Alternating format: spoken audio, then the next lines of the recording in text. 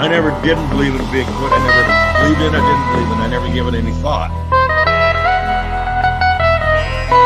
They kept wood knocking back and forth to each other, and it was in a pattern.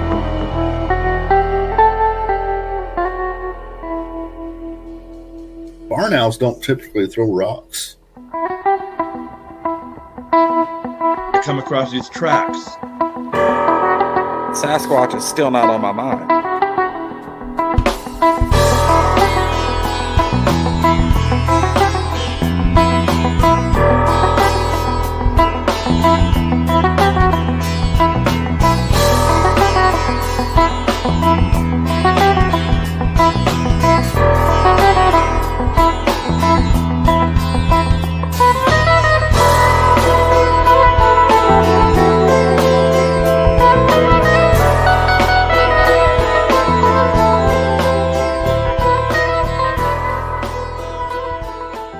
This has been a long time coming. We got Robert Bitto back. Robert, what's happening? Welcome back. Thanks for having me once again. It's always a pleasure. I look up like I should just have him on every 3 weeks. Yeah, hey, I'm up for that. Yeah, there's always something to talk about. So why did I just mute myself? So talk about the eclipse. You said you wanted to get on that. I want to hear all about it because I just listened to a podcast on the way home about it. So I want to hear what you had going on with it. Predictions, whatnot. Here I am in San Diego. I was one of the, we're the first to get the eclipse in the United States, right? We're the farthest southwest.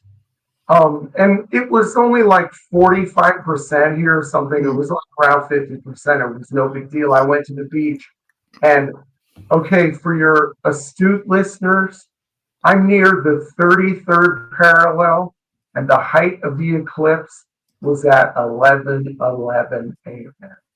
How do you like those numbers, huh? It's kind of freaky. Yeah. But I went to the beach. It was, late morning. I went to the beach and there were not a whole lot of people there. I was surprised the temperature really, went down. Even though it was just a partial eclipse. But that week, which was last weekend, my show I did on Mexico Unexplained, I talked about the eclipse and what the ancients in Mexico thought of the eclipse. And I looked at 3 civilizations, the Zapotec, the Maya, and the Aztec. And all 3 of those civilizations could predict eclipses. And then they have their myths and legends that went along with the eclipses. So, and I think that's not unique to Mexico, of course. Every culture, I believe, has myths connected to eclipses, and other cultures could predict eclipses too. So it seems amazing to us because we don't, the average person doesn't know much about astronomy and things like that, or calendrics. But, I guess if you know, and these people knew, so they can predict eclipses. I think my favorite eclipse story is probably the Columbus one, where he was wearing out his welcome and they told him he's going to have to leave. But he's like, oh, the sun's about to disappear. And you're like, oh, God, just get this guy some more grain. Yeah, well, if you could predict eclipses and your neighbors couldn't, that gave you power. Your empire, your kingdom was mightier if you had, better astronomers who could predict things like this. So, yeah, there was, as far as the Maya go, people know that they were stargazers and they had this big, awesome calendar and everything.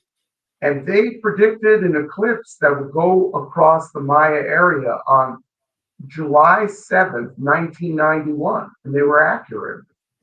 So in their eclipse tables, they predicted that an eclipse would happen over their homeland 1,000 years after their civilization collapsed. So that was pretty interesting. They could predict the eclipse, but they couldn't predict their own demise. I wonder how far out the eclipses will go before the sun and the moon moves out like an inch a year. Like how many more millennia until that doesn't apply anymore? It's got to be. Well, depends on if you believe that's what's happening, right? Yeah, Hey, this is a paranormal show, right? it is. So yeah, We some go people everywhere. think, it's the dark side or whatever, and some people would say that the proof that it's not the moon is that these people have been predicting these eclipses with incredible accuracy and nothing has moved. Either way, I mean, you can go with that however way you want. These comments are killing me. My wife is like, "Do I have to cook pizza?" I'm like, "What?" I can't see any comments, so yeah. What's that supposed to be? I turned the oven on and came back here. It's your wife, Hmm daughter, or okay. That's hilarious.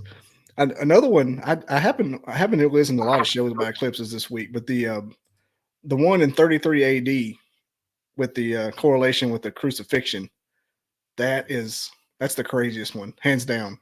But they said it went with 3 hours back then, so I don't know. Well, yeah, I heard that too. And it's weird because I've never heard of that before, except for like in the past 2 weeks. Hmm Um, It was a big deal, like in the 90s. They were talking all about it. I remember hearing. Well, maybe it's just when I started listening to, coming online after that '94 eclipse. But oh, well, you're in the Bible Belt too. They talk about that stuff. right here on the buckle of the Bible Belt, right next to the holes where the prong goes in. That's how far down I am. But did you predict? Well, you obviously could predict the eclipse. Did you any of your predictions around the eclipse come true? I know you do that every year. No, well, on Facebook, I have annual predictions. Hmm And yeah, there was nothing that I predicted with the eclipse. I predict a whole bunch of other things. And it's all in good fun. Well, what'd And you get? it's funny whenever I do come out with those, or when I do a summary at the end of the year and I show how uncannily well I predicted, different things. I always get people contacting me wanting private readings and stuff, and it's all good fun. That's all. I'm not or anything. They want When I some was in private high readings. school, I had a group of people convinced that I was a psychic. And then I felt so bad about it. I came clean. I said, look, I'm a fraud. Now, I was 16, right?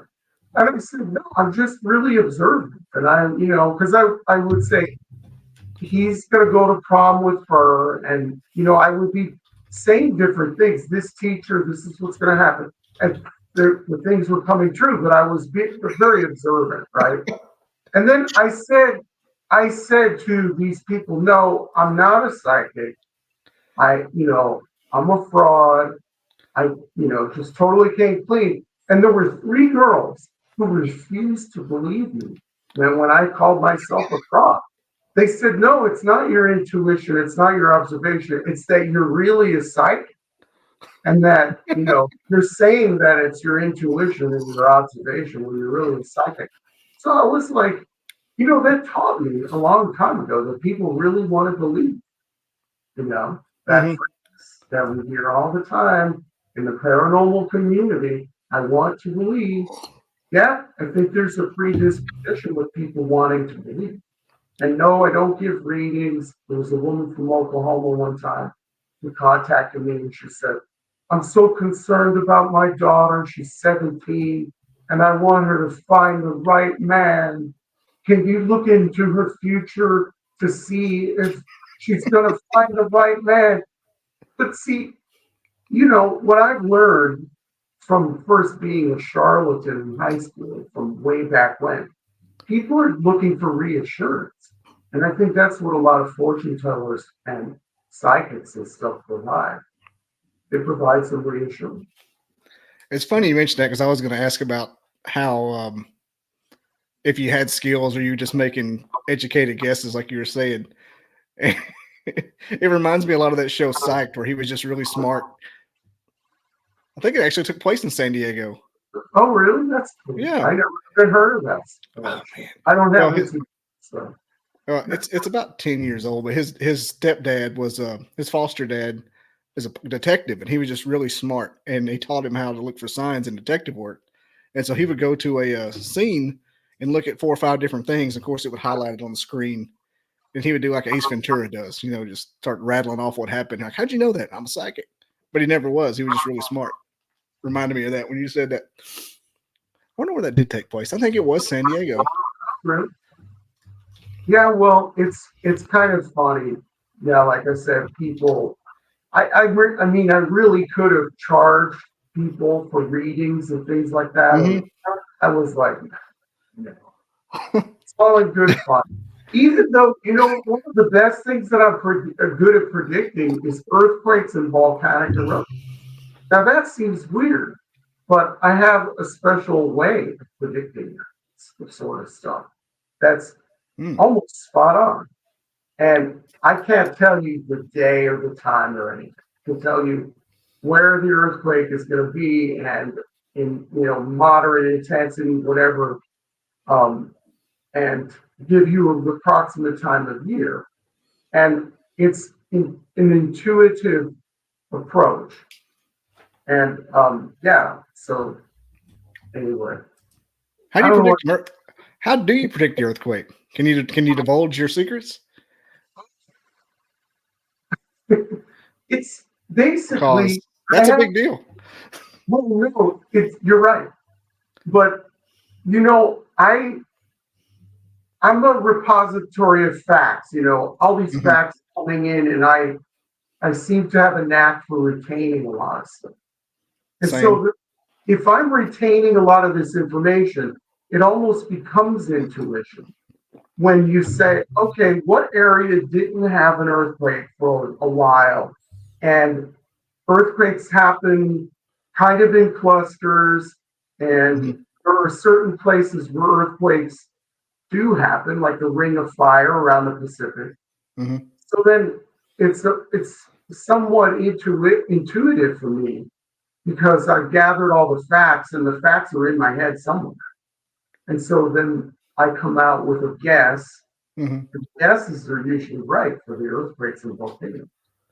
So, but it's not fine tuned at all. I can't Yeah. say on April 16th there's going to be a 7.2 earthquake in the Galapagos Islands. I can't say.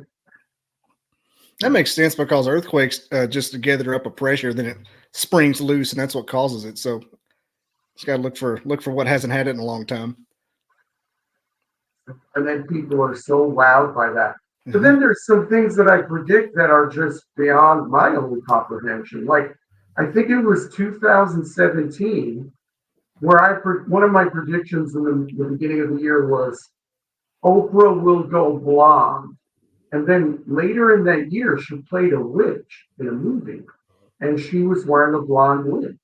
And it was weird because the movie hadn't even started filming when her Mhm. part, whatever, she wasn't blonde yet when I made that prediction. It was strange. I remember But that called The Witches, Anne Hathaway. yeah. So, yeah, sometimes it's weird what sticks to the wall when I throw on, the jump. What made you predict that one though?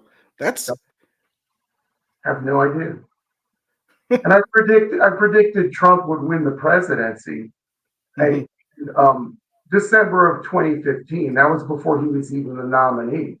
And if I would have bet in Las Vegas, it was like 200 to 1 odds that he was going to be president. So I don't know. I think it was 200 to 1 odds until that Wednesday morning when everybody was like, nobody believed it.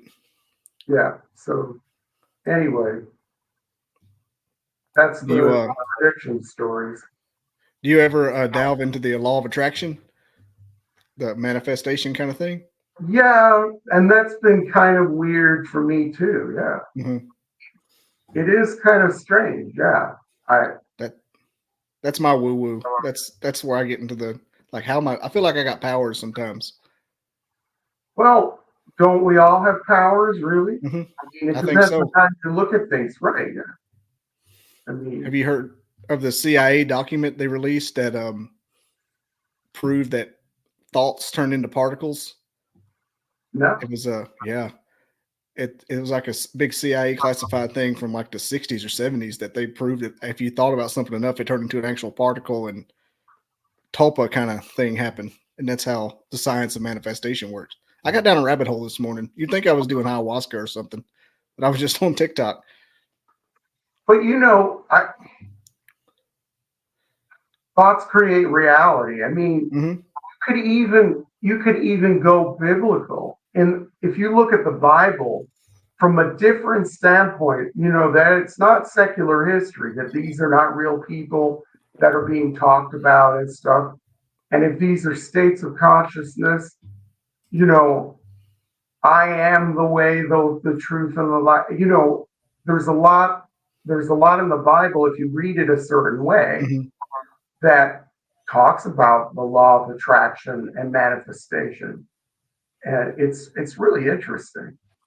Oh, yeah. There's, if you look at, like, read Neville Goddard, he quotes a lot of what you just said. Or listen to Neville Goddard. That's because Yahweh, Yad-He, Vav-He, those are the letters in the Hebrew alphabet that make up God. And it literally means the essence of me. I am. The I am. I amness. So, and you know what? That is the only thing that we're really certain of in the world. Everything could be a simulation, is Bigfoot real? Okay, we'll tie it into the show. Is Bigfoot real? Well, we don't know. UFOs, what can you really know? Is Bobby Dizzle your real name? Are you really in Alabama? But the only thing you can really know in this world is I am. I am. That's all that you can know. Yep. You know you're existing. That's it. I don't even know if you're existing. I know I exist. Yeah, don't get down that rabbit hole. Yeah, so I don't know. Anyway, so you could say there's a lot you can talk about with that. That particular thing, like, things start working out personally for me sometimes, and I start thinking that, am I the only one here, and this whole thing is just my video game? People say that. I mean, people from Elon Musk to the Dilbert comic guy, what's his name, Scott Adams. He famously says that we're all living in a simulation, and I don't know. Could be a type of simulation. Yeah, I think it's like a broad definition. That could be right. And that could explain a lot of things like anomalies that you talk about on your show, or that I talk about. Essentially like Bigfoot. And, I caught part of that interview that you had with those two guys. I forget their names. Last week? Yeah, where they were talking about the tracks that disappeared and stuff like that. Well, how do you explain that? Is Bigfoot some being that comes in and out of existence? And I mentioned, put a comment in your show. Why are Bigfoot researchers so divided?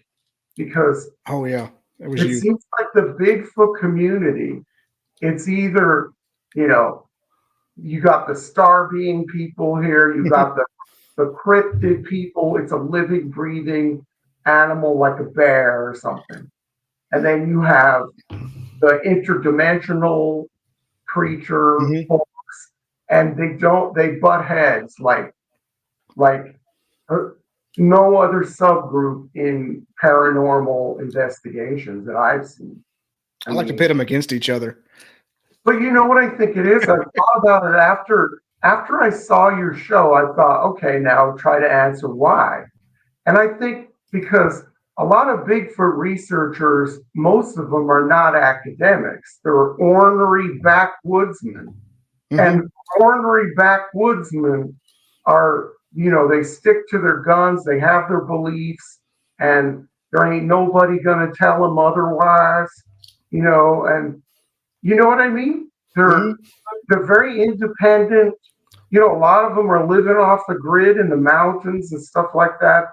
Oh yeah, there's plenty of that going on out there. So then that type of personality is probably not going to be open to other, competing views, especially if they think that they've experienced something and that's the way they experienced it, and that's it. There's no other explanation. Mhm. You get that backwoods element of their personalities too, I think. And it's like, so that's the recipe for the confrontation.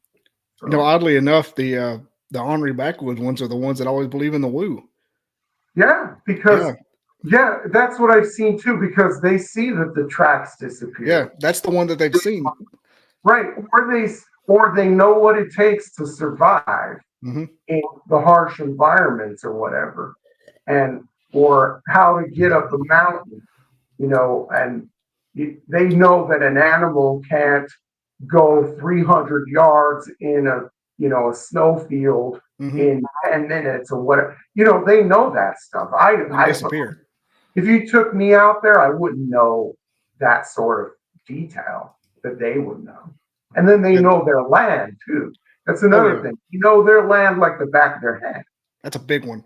Yeah. So that's what makes them, and then a lot of these guys, it's funny. I've noticed this for years. A lot of the Bigfoot researchers who are boots on the ground, who have experienced them on their own land and all that, the ornery backwoodsmen, they don't like academics. They don't like the people who just study Bigfoot and write books and go on the History Channel or the Discovery Channel or whatever. They don't like those types. A lot of them say something like, I always say the woo chose me.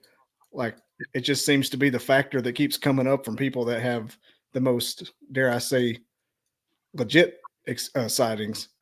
And it seems like the ones who are anti the woo that go straight to hair follicles and, where's the bodies, are the agnostic kind of people, the real hard. I don't blame them.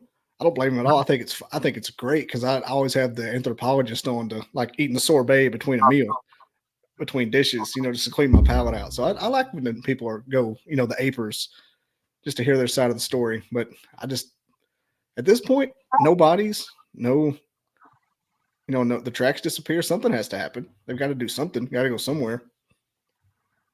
So yeah, and to tie it back to Mexico, for those people who have never heard me talk, I have done research and I've never seen them myself, and I don't own land in Mexico or anything like that. But there are two Bigfoot creatures, and the ancient Maya believed that one, the Sisimite, was just like a deer or something in the forest. The Sisimite is a skinny, more shy Bigfoot creature.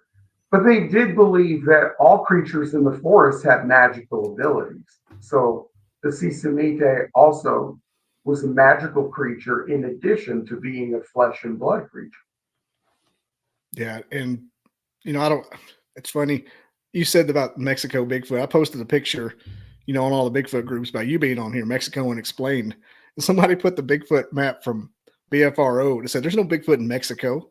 I'm like, because it just stops in Canada, and doesn't go any further. I'm like, dude, get out of here. I think he was joking, but the first time I had to there's plenty of them. Well, it's people don't realize that. People, like I've said many times on many different shows, people think of Mexico and they think of Clint Eastwood movies, deserts, or, their own experience may be a beach resort. Let's go to Mexico for 1 week, and then they camp out in Cancun or Puerto Vallarta or someplace. Yeah, they don't get inside. They don't even go into the country, really. They stay in the tourist places. But there are the Sisamite, which I just mentioned, lives in the jungle areas of southeastern Mexico and Central America, into Honduras and Nicaragua, in the mountains. But then there's a bigger, buff, like a Bigfoot you would see in Oregon or Northern California, called the Cuatlaccas. And he lives in the central mountains of Mexico, and 4 mountains in Mexico have glaciers on them. And people don't think of snow-capped peaks when they think of Mexico pine or endless pine or oak forests, but they exist. And the Cuatlacas, that is that creature's territory. And people believe that also, again, it's the same sort of debate as in the United States. Is it an unknown animal, a cryptid, or is it some sort of internet dimensional being, or is it connected with UFOs? Down there too in Mexico, they have this line of research that looks into the UFO Bigfoot connection. So it's the same thing here. But for people, I was on a show last week called The Typical Skeptic. You guys should check out Rob. Oh yeah. He's a good guy. And we were talking about Bigfoot. And I told him, I said, you know what state in the United States has never had a Bigfoot sighting? You know what state that is? Me? Yeah. It had to be Hawaii. Exactly. Okay, you came up with it like that. Most people will go, "Oh, Kansas? Well, what?" Kansas. And, yeah, or some other place. People don't get that it's kind of a trick question. Okay, so there are no Bigfoot sightings in Hawaii. So what does that tell us? That could be the key to unlock everything. Because if Bigfoot is a figment of your imagination, then why hasn't it been spotted in Hawaii? Well, Yeah, I bet they got something else. Does that mean that it's a cryptid, that it's a real animal that has a range and a habitat that is only in the North American continent? Is that what it means? Why has there not been a single Bigfoot sighting in Hawaii? If it's part of the imagination, if it can be a tulpa, a thought form, well, that kind of lends it to the real animal story. But then people will say that's not necessarily evidence of anything, that it could be a real animal or not. But I find that to be interesting, and that could be the key to unlock a lot of mysteries with it. Why not in Hawaii? Yeah, their dimension could be like the upside down, still geographically the same, just can't cross that ocean. Yeah. So, I bet Hawaii's got cryptids though. They got plenty. Yeah. They have legends. There's the Menehune, little people and stuff like that. Yeah. But no big hairy ape creature like Bigfoot, and no legends of that. So, interesting. For some reason, I thought they had actually had one in Hawaii, but I do hear a lot of times they don't have one in BFRO. I'd have to look. Wouldn't shock me if somebody saw something. Could just be Maui.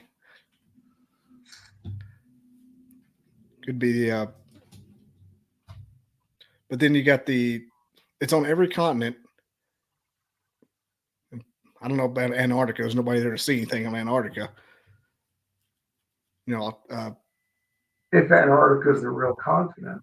Is it even real? I mean, I've never seen it. That's a whole other thing, right? Oh yeah. I mean, we could go down that rabbit hole right now. I don't even care. I don't know anything about Antarctica. I mean, I like to pretend that some stuff, the scientists are telling me the stuff that's real, but you never know. I mean, they've kept stuff secret before. Right. And you can't go down there unless you're part of some tour that's highly monitored or part of an official scientific expedition.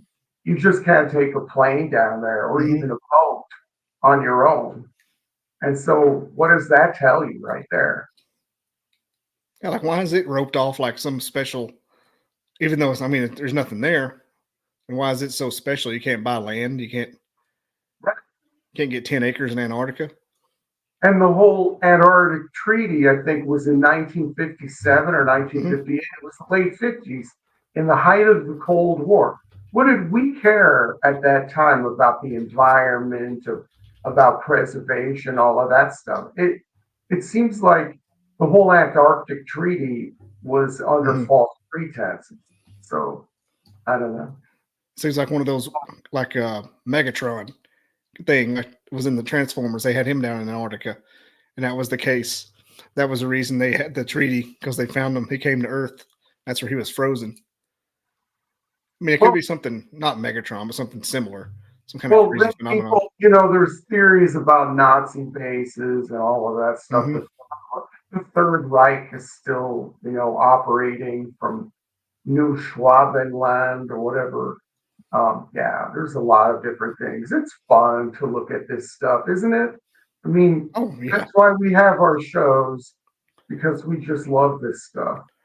I watch documentaries similar to that every freaking day, going to sleep.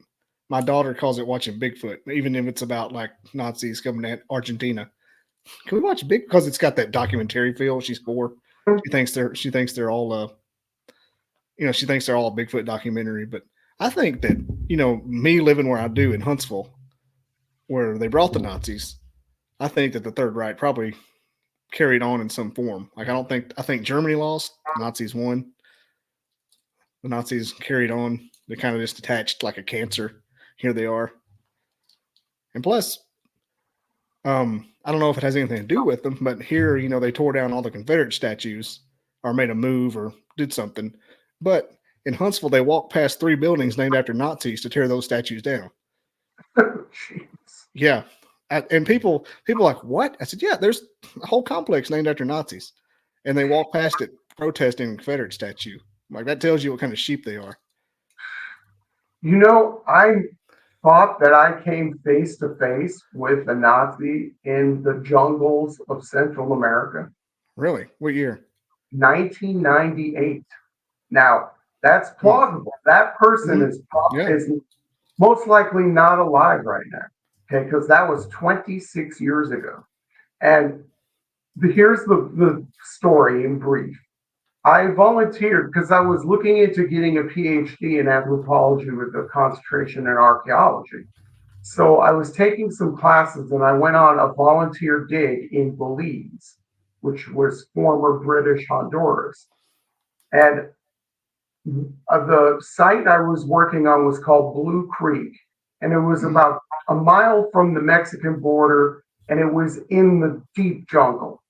Okay. And on this expedition, the washerwoman and the cook was a Mennonite lady, because there was a Mennonite community in the area that had left Canada.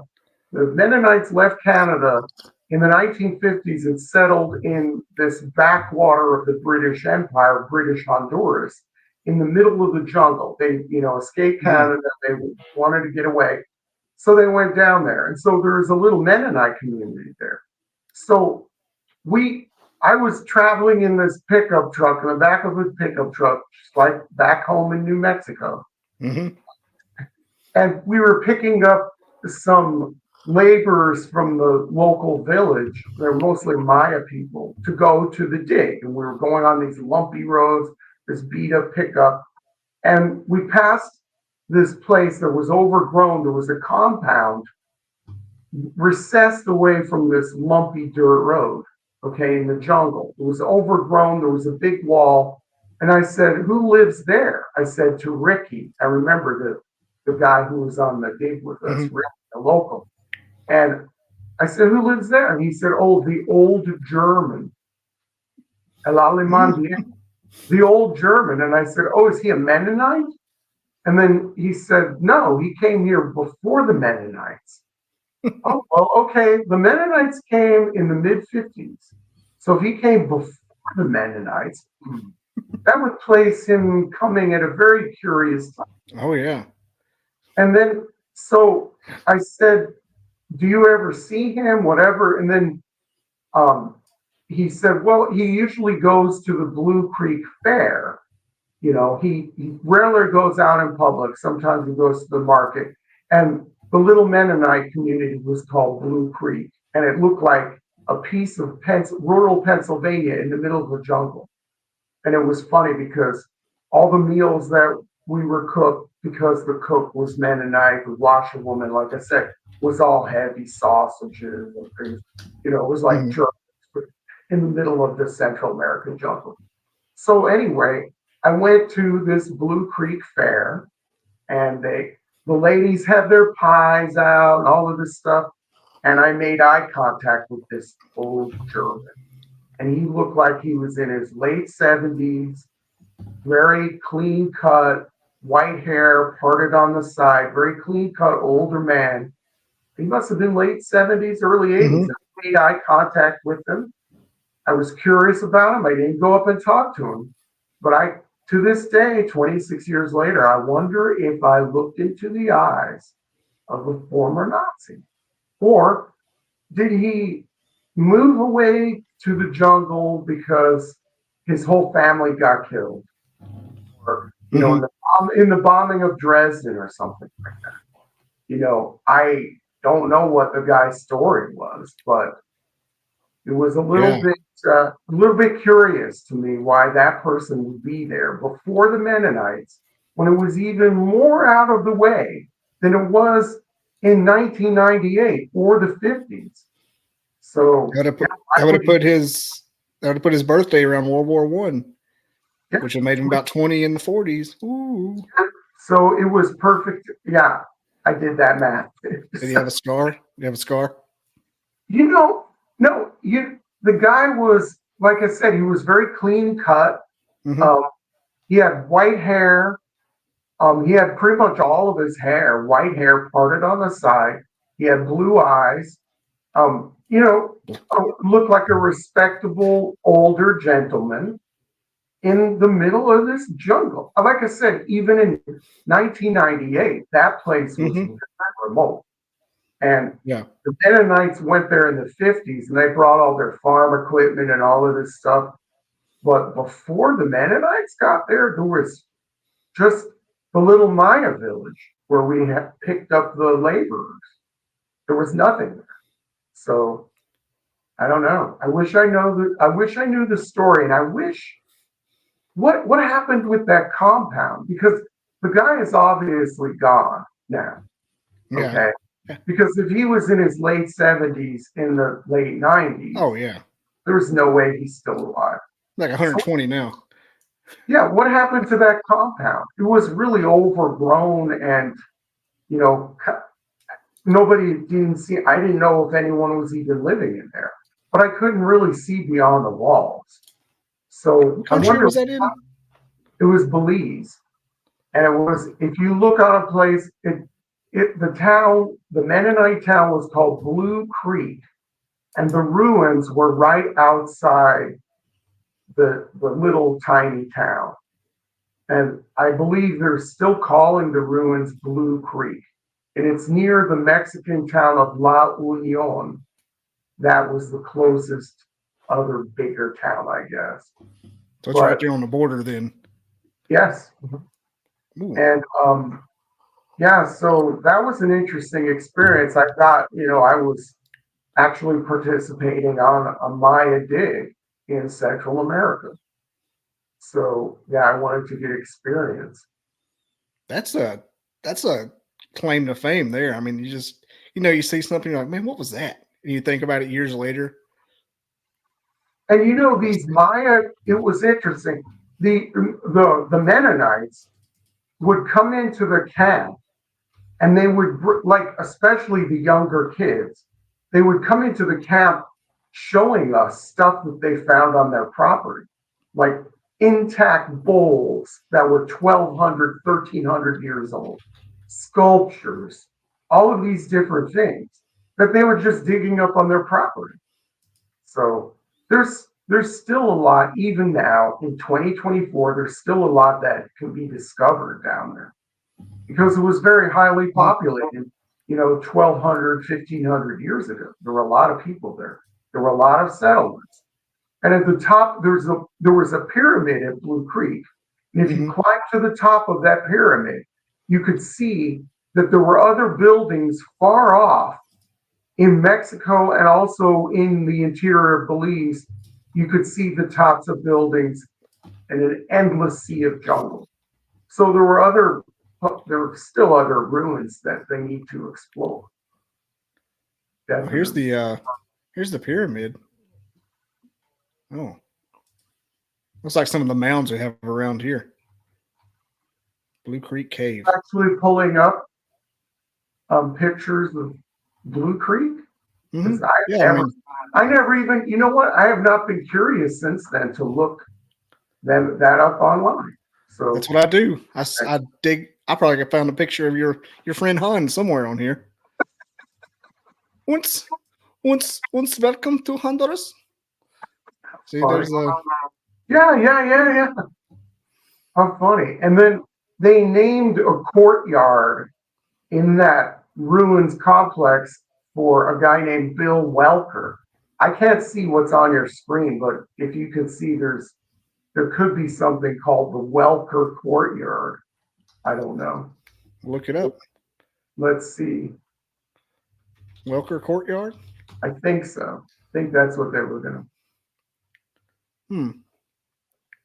I don't know. Is that how you spell it? Welk. Welker, yeah, Welker. Or it could be Welker Plaza or something. If you put just Welker in there, let's see what it pulls up. A lot of Blue Creek. Yeah, because they named a plaza, maybe on that map, there's a map right there, yeah. There is a plaza or an open area that they have a Wikipedia page. Gosh, I'm trying to look, ever since that dig, I really haven't followed up because it was such a small, it was a small and obscure site. I didn't think that it would have a Wikipedia page. And I see there's like water there. We used to go swimming in that place. That was like our shower, that was our bathing. We'd go there, we would swim there. But anyway, so the reason why I mentioned Welker is because a guy died while I was there. He went off into the jungle and he tripped on a log that was full of killer bees or, full of bees. I don't know if they were killer bees. I think they were. They said Africanized bees or whatever. And they stung him and he died. And he was out by himself. And I remember talking to him because at that time I lived in Phoenix and he was from Scottsdale, which is a suburb of Phoenix. And I brought a Phoenix newspaper, the Arizona Republic. And he was like, oh, a newspaper. I've been down here for 2 months, whatever. And so I was talking to him. And then one day I saw him wander off into the jungle. And I said, do you go off and do that on your own? And he said, yeah, I have a compass and all that. I said, you don't have a radio? No one here has radios. What? And of course there were no cell phones or anything like that. And he said, oh, I've been a tracker in the woods in Oregon and all this stuff. He was like search and rescue or something. I don't know what his story was. But to him, it was no big deal. But what happened is he went missing and then we organized search parties to find him. And then he was barely alive when people got to him. And he had tripped over a hollow log and got stung by all these bees. And he was still barely alive when they got to him, but then he died before they got him back to camp. Man, that was right after the killer bee scare kicked up too. The Africanized bees. That was just so strange, man. It was like someone died this expedition, and it was. And I was in a cabana with a 17-year-old boy. They had put me together with this teenage kid whose aunt was a teacher at the school that was sponsoring at the university. She was a lecturer at the university who was sponsoring the dig. And he went as a volunteer and they put me in the same cabana with this kid. It was interesting. Just that whole experience. We were all so cut off from the world, and it's hard to imagine that sort of thing now. Mm-hmm. There Yeah. was nothing. We didn't even, in the weeks I was down there, we didn't even see an airplane in the sky the whole time. It was so remote. Wow. Yeah. Usually you see those. And It's like those African tribes. no chemtrails, okay? So Oh, anyone who wants to say anything about that. But this took yeah, a turn. no chemtrails to wrap it up to the paranormal and stuff. Yeah, so that was a trip, and yeah, so I do have experience on an archaeological dig. It was quite interesting. I figured you've been on a few, haven't you? I mean, you talked about being in the Maracuna de Brazil, things like What? the American town down there in Brazil. Oh well, no, that wasn't in connection with an archaeological dig. Oh, okay. I was down in Brazil. I was working there. I was working for a big American corporation that will remain nameless. And they transferred me to their headquarters in Sao Paulo, Brazil. And so on the weekend, I would travel all over the place. And one of the places I went to was Americana, which was that's what it was. It was founded by Confederates. Mm-hmm. They had the flag everywhere. Yeah. I didn't tell you this before, I don't think. And I was thinking about it this morning because I knew I was going to be on your show. I was probably 20. Keep talking. I'm going to turn my camera off a second. I was 20 years old and I went down to Mazatlan. And so I was there on the beach and I was with a friend and we had taken buses all the way, down through Mexico from El Paso. So we went down through the center of the country, and then we ended up in Mazatlan. And so I hope you're there, but I know you turned off the camera, but I guess I'll wait for you to come back, and then I will get to the punchline. But for anyone who has traveled in Mexico, the best way to go is by the bus system. It's better than flying. So anyway, hey, I'm listening. I had to run to the restroom while you were telling a long story. I had too much coffee. You said, I hope you're there. I'm like, oh God, this is going south. No, so fourth wall break. I'll leave the punchline for now. So we were in Mazatlan. I was with a friend, and we were traveling by bus all the way through Mexico. We're in Mazatlan. There are a lot of people there, and there was a Confederate flag in the sand. And like, what's this Confederate flag? And there was this big blonde guy, kind of like with a big belly, laying down and stuff. And I was with my friend, and I said, "Look, there's a Confederate flag." And then he perked up, and then I said, "Oh, is this your flag?" And then he said, "Yeah, I'm from Alabama, and I take a piece of Dixie wherever I go." I know that guy. Yeah, so that checks out. That's why there was a Confederate flag on the beach in Mazatlan. Take a piece of Dixie. Yep. And God knows which end Alabama he's from. But back to you said about Americana in Belize also, there was a colony when it was British Honduras of the same sort of thing where Southerners left the South and went down there because slavery was still legal.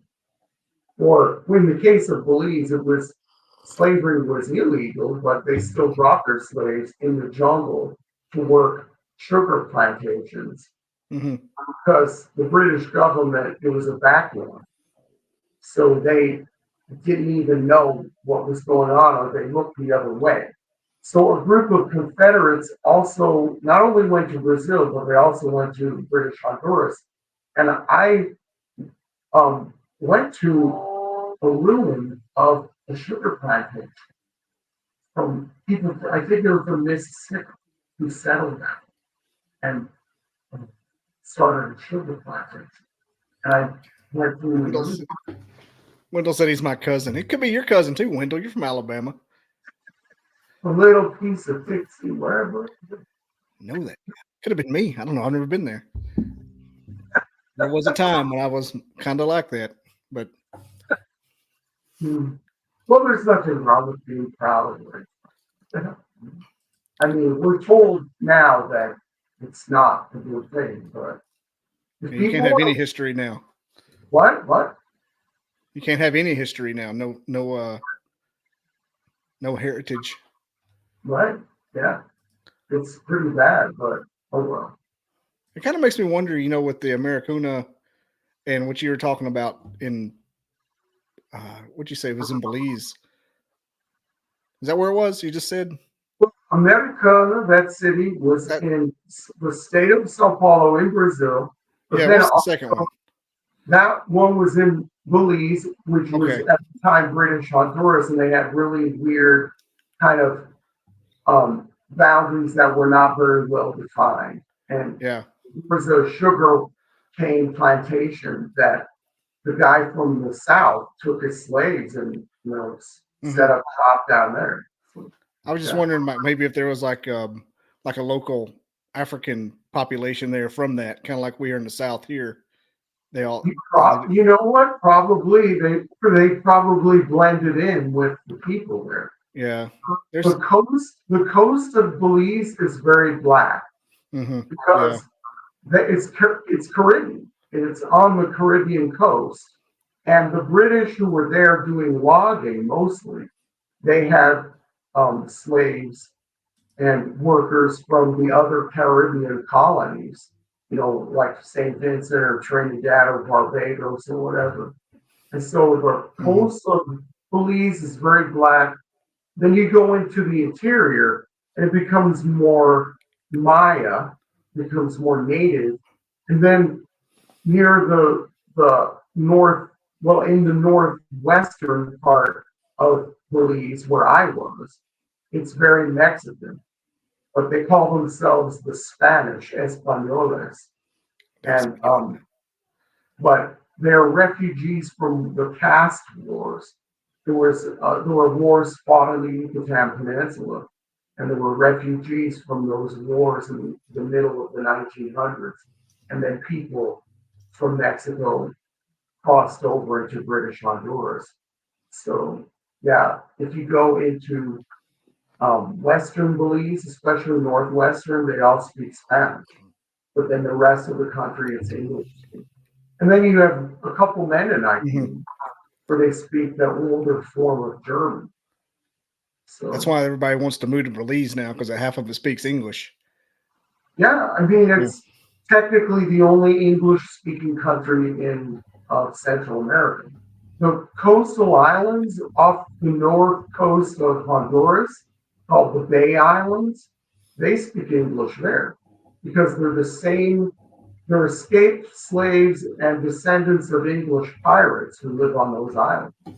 And the same with Belize. They're descendants of English pirates and escaped slaves. And pirates? Pirates. Wow, like actual pirates. Yeah, British buccaneers, English pirates. Yeah, the privateers. That's something. Whenever that Jack Sparrow, Pirates of the Caribbean, whenever that kicked off and it became like the specials all those channels always had, that was interesting because I wondered how fake, what we know about pirates are, but the real part of it's wild how they had enough gold to pay for their burial and they all had the same striped shirt for some reason. I don't know what that's about, but it could be just anybody. The country of Belize is very interesting. I mean, and it has a really deep history because, the border is artificial between Mexico and Guatemala. That was all ancient Maya territory. So there's still a lot of ruins in those jungles. I mean, like I said, I climbed to the top of that pyramid and you could see buildings poking through the jungle that had not been mapped and not been explored except for by looters. You know, most of those sites are looted by people. I bet it's not much different today as far as the jungle goes. Yeah, I mean, I don't think they. People always talk about deforestation and all that stuff. I've been to the Amazon. There's no way we're gonna cut down that forest. I flew over there, and when I lived in Brazil, you know, there's a city in the jungle on the Amazon called Manaus that has over 1 million people.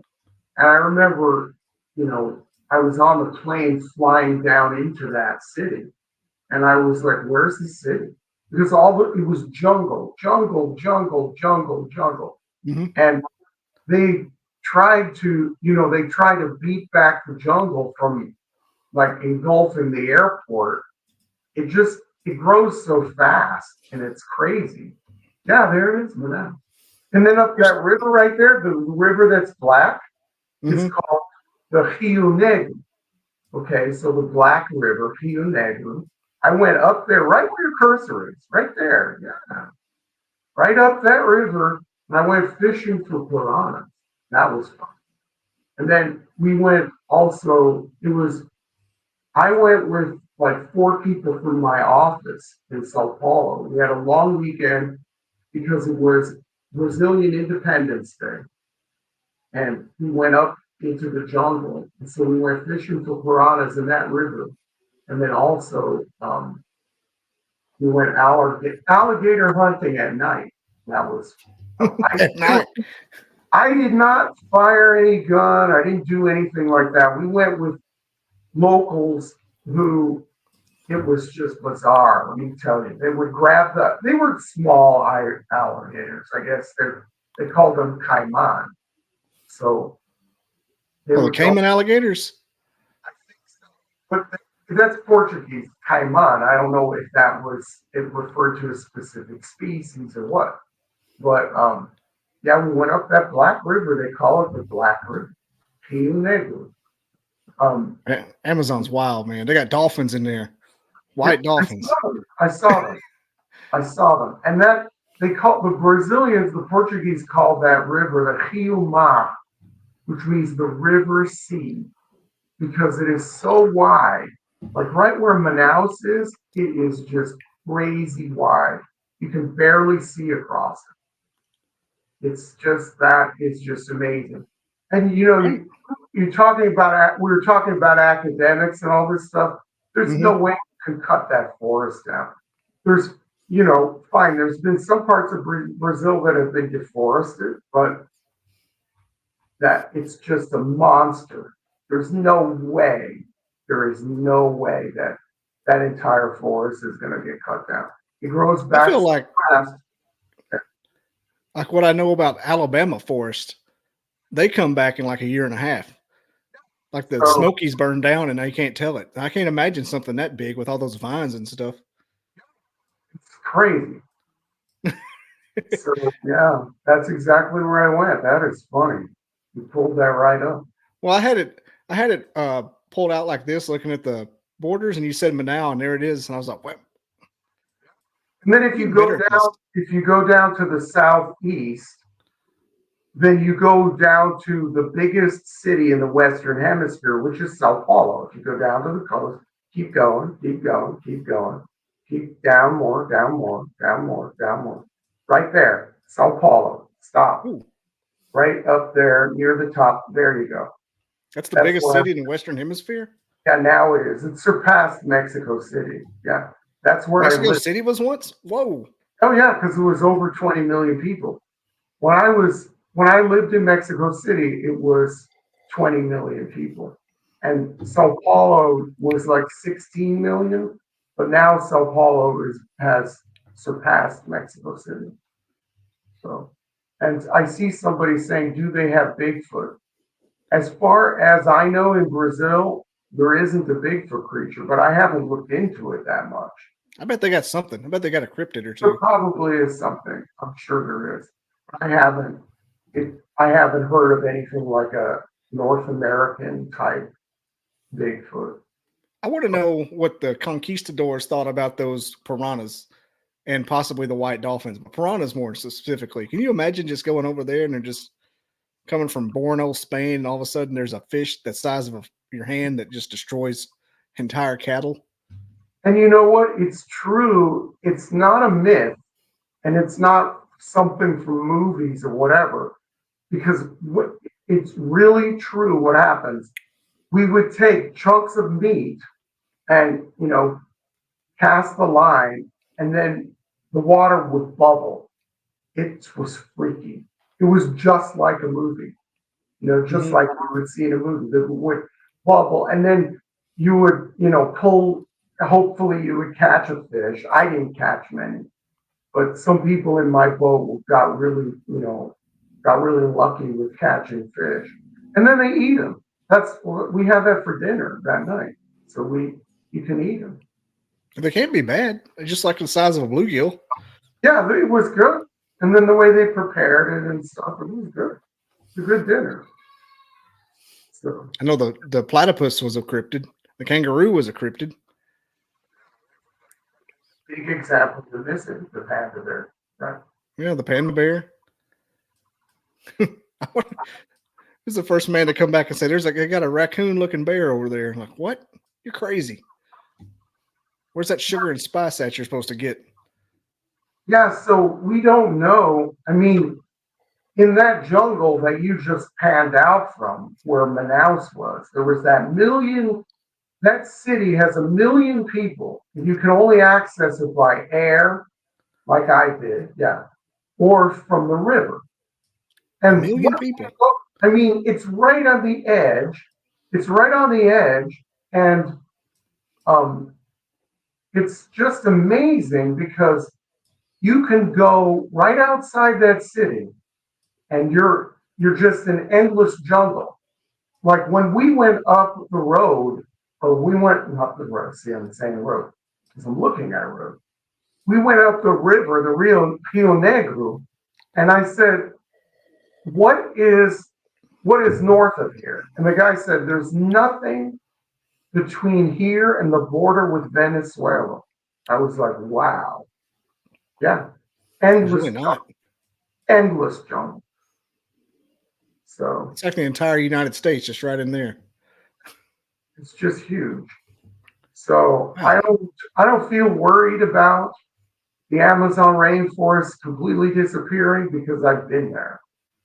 And I don't see it happening. It looks like it's doing pretty well.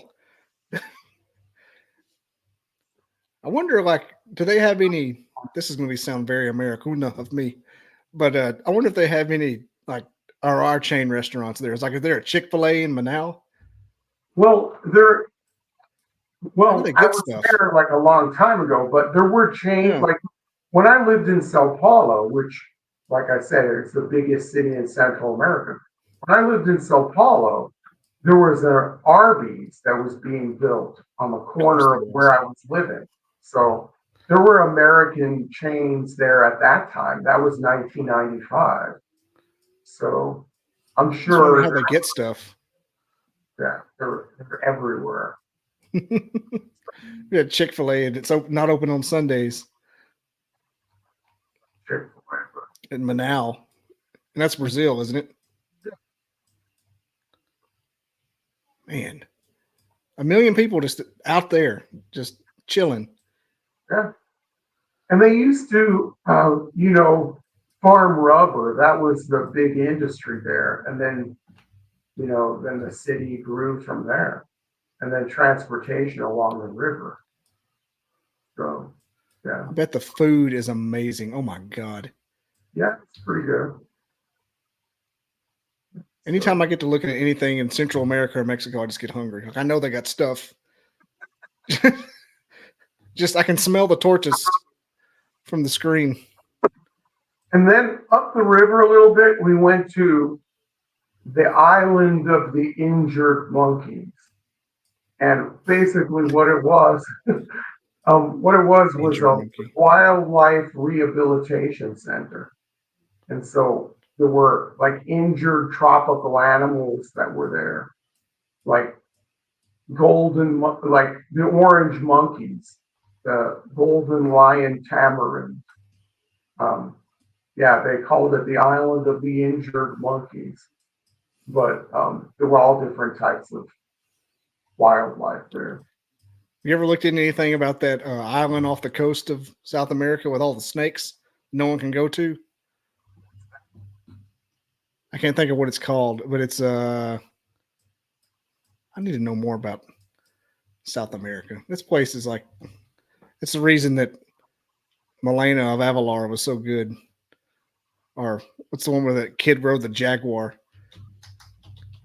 Island South America snakes. Ah, there it is. Snake Island, where is that? Yeah, it's The Galapagos. no, it's on the east side. So then it must be Brazil somewhere. It's Where is it? Snake Island. that's not it. So that's It's literally over here. But like people aren't allowed to go there, and only thing is on there is a giant antenna that they have to service. So they have to take like a team of people and go in like a line and just chopping because it's got venomous snakes everywhere, like 400,000 of them. Never heard of it before. Oh my God, what is it called? I'll have to look it up. Not Guyana, I'll tell you that. Culebra Island off the coast of Venezuela, if I remember. Yeah, so there are islands. You're right at Venezuela. There's an island off the coast called Culebra, which means snake. So there's a Culebra Island that is off the coast, if I can remember correctly. So that could be what he did. It is called. If you type in Culebra, CUL. Hang on. I found it. Culebra. CUL. Oh, that's Ilha de Queimada Grande. Yeah, that's it. That's it? Yep. That means big burned island. Queimada is burned in Portuguese. And there's humans aren't allowed to go. Must be a volcano. Yeah. That's interesting. Protect small island closed to public to protect a large population of rare endangered snakes. And there's like one thing there they have to do. I don't know. I watch stuff. I forget what it says. They have to climb these damn cliffs and everything, and the snakes are poisonous, and they're everywhere. It's like my worst nightmare. Why would that even exist? What is it called? Yeah. Access is available only to Brazilian Navy and selected researchers. Yep. That's it. That's the video there. I learned something today. Mm-hmm. My useless pit of knowledge is benefits to somebody, thank God. Well, all right, Robert. We'll go ahead and wrap up here. Thanks for coming back on here. This has been a good Sunday night. We should do it again. It really should. I'm kind of getting Stella's kind of getting her groove, not getting her groove back, but getting in the groove of things. So I may have more. You know how Rogan has good guests on, but he has like the regulars. I may have more of that going on because I'm starting to really figure out how this stuff goes. And we can, we can have it more structured too if you want to talk about certain topics and stay to those topics, So if you want to have certain shows where you're devoted to, 3 different things we talk about or something like that, we can do that too. Yeah, I may go into your repertoire and find some things. So basically, what my show's turning into, what the show's turning into, yeah. You know how Oprah had like the fighting little people, the women that loved them, and they threw chairs in the first 10 years, and that's how she got her audience. Well, that was me with the crazy, I live with Bigfoot and they pee on my rug people. But now, I feel like I'm getting kind of growing a little bit. I'm got 1,000 subs now, plus or minus, and I'm having more anthropologists. I'm having people like you that study things, paleontologists on, and I'm kind of considering like my show is kind of like a graduate program where you learn all the different areas around the central subject. Like, you're a doctor, you have to learn how to statistics. And so I have people that talk about monkeys, and had one guy that his doctoral thesis was on Neanderthal teeth. And that was amazeballs. And like he's like my gold standard now. I'll never achieve that. He's from Winnipeg. He's a doctoral student there. That was massive. I don't want to go back to the whack jobs anymore. Where's your friend? No, well, it's good that you have a big variety of people on that. Oh yeah, you have to. Yeah. Because it's just I want to be nichey, but I don't want to be just pigeonholed to dudes that talk about Bigfoot, because that's not how I started anyway. Like I went all the way in, and now I'm coming back out like blooming, like a phoenix from the ashes. Right. Yeah. And so far so good, because the last 6 shows I've done, not counting this one, 4 of them are in my top 10 most popular, the last 6. So I'm doing something right. Good. Yeah, keep it up. That's, half of the battle is just showing up, right? Oh yeah, consistency. Eventually everybody else quits. And sometimes I've felt like quitting. I'm in my 8th year and my sub count isn't 1 million, right? My sub count's like what, 23,000 or something like that. And people, right. you always see these grow gurus online, how to grow your YouTube channel and stuff like that. Oh, you should have 50,000 subs within a year and all of that. And a year.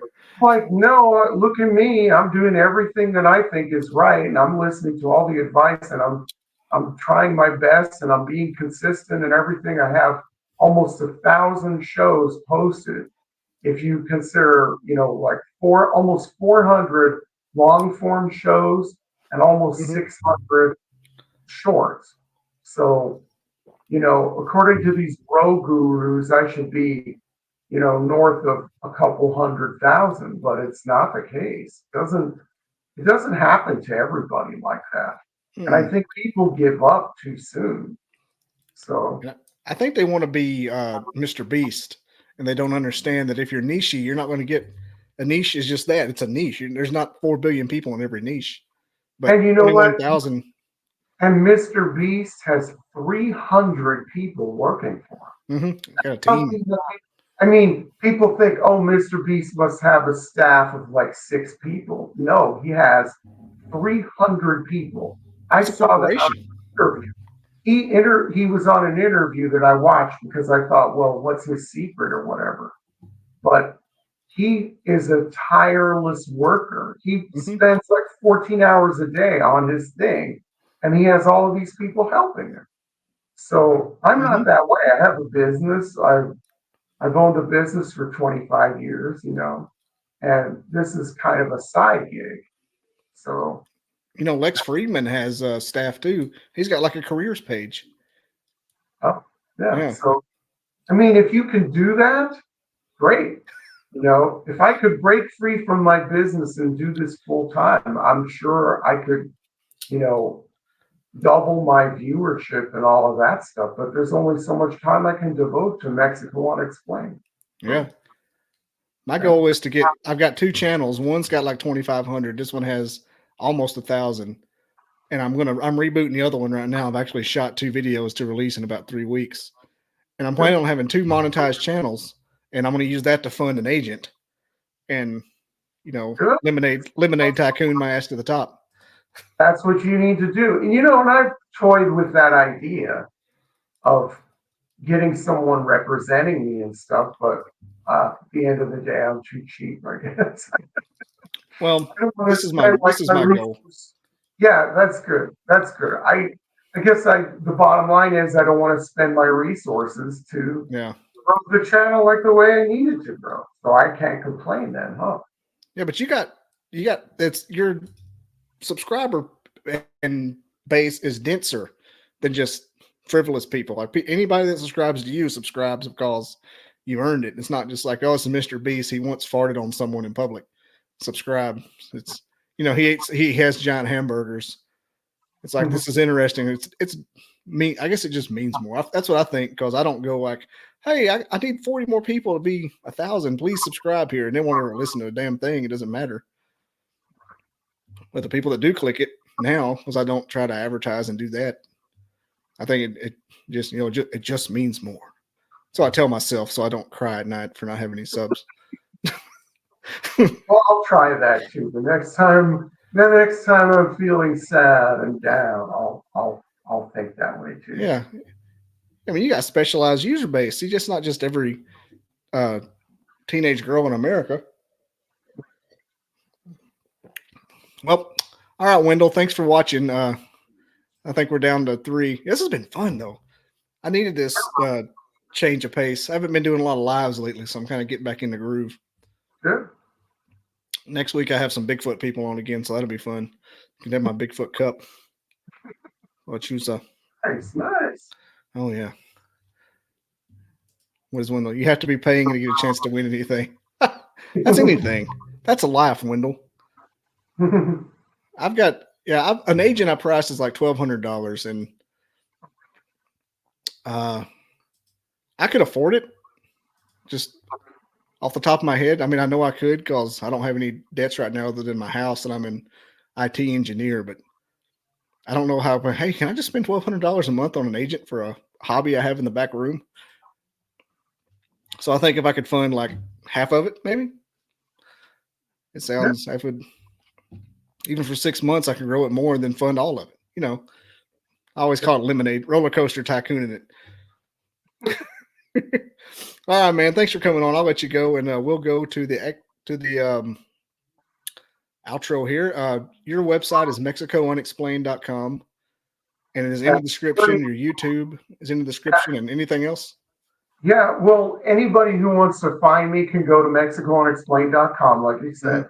That's a good starting point, because I have all the links there, all the links to my social media accounts, the links to the transcripts. Every show, there's a transcript that is free. I don't have any paywalls or anything. So, yeah, just go to mexicounexplained.com and look around and stuff. And then you can always... Anybody can contact me through there too. So please get in touch with me if you have an interesting story or a legend out of Mexico, and we'll look into it. And your YouTube, and that is also in the description too. So I got you covered. Great. Covered, dog. All right. Give me my theme music. Peace. See you, Robert. Thanks. I never didn't believe in Bigfoot. I never believed in it, I didn't believe in it. I never gave it any thought. They kept wood knocking back and forth to each other, and it was in a pattern.